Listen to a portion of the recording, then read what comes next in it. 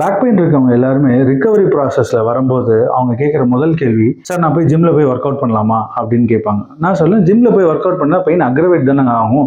எப்படி பெயின் வரும்? ஏன்னா பெயின் ரிகவரி ஆகலையே, இன்னும் நீங்க ட்ரீட்மெண்ட்ல எல்லாம் இருக்கீங்க அப்படின்னா அந்த பேஷண்ட் வந்து ஒத்துக்க மாட்டாங்க.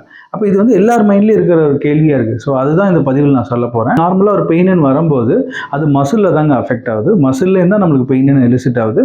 நர்வ் இன்வால்மெண்ட் இருந்தால் தான் நர்வ் இன்வால்மெண்ட்னு சொல்லுவோம். பட் நார்மலா பார்த்தீங்கன்னா பெயின் வருது மசில்ல தான் வரும். அது எங்கேருந்து சோர்ஸ் ஆகுதுன்னா மசில்ல ப்ராப்ளம் ஆகி மசில் ரிலேட்டடாக பெயின் ஸ்டார்ட் ஆகுது. அப்போ நீங்கள் ஒரு ஒர்க் அவுட் பண்ணுறீங்க, ஒரு ஜிம்ல போய் ஒர்க் அவுட் பண்ணுறீங்க அப்படின்னா அது யாருக்கு? அந்த மசிலுக்கு தான். போனுக்கோ நரம்புக்கோ எல்லாம் செகண்டரி தான். பிரைமரி யாருன்னு பார்த்தீங்கன்னா அந்த மசிலை தான் நீங்கள் ஒர்க் அவுட் பண்ண போறீங்க. ஆல்ரெடி அந்த மசில் வந்து இரிட்டேட் ஆகி நான் வேலை செய்ய மாட்டேன் தான் ஸ்ட்ரைக் பண்ணிட்டு உங்களுக்கு வலியை உண்டாக்கிட்டு இருக்கு. அதில் கொண்டு போய் நீங்கள் எக்ஸசைஸை பண்ணீங்கன்னா நானே வலியில் இருக்கேன், நானே கஷ்டத்தில் இருக்கேன், என்ன இன்னும் ஸ்ட்ரெயின் பண்ணுறீங்கன்னு தானே அந்த மசில் நினைக்கும். அப்போ எப்படி அது எஃபெக்டிவாக இருக்கும்? எக்ஸசைஸ் பண்ணலாம், நீங்கள் ஒர்க் அவுட் பண்ணலாம். எப்போ பண்ணால் முதல்ல மசிலை ட்ரீட் பண்ணி ரெடி பண்ணிவிட்டு அதுக்கப்புறம் நீங்கள் போய் ஜிம்மில் போய் அதை ஸ்ட்ரென்தன் பண்ணணும். இங்கே நிறைய பேர் என்ன பண்ணுறாங்கன்னா ஒன்று ட்ரீட்மெண்ட்டை மட்டும் பண்ணிவிட்டு அப்படியே ஆஃப் ஆகிடுவாங்க, எக்ஸசைஸே பண்ண மாட்டாங்க.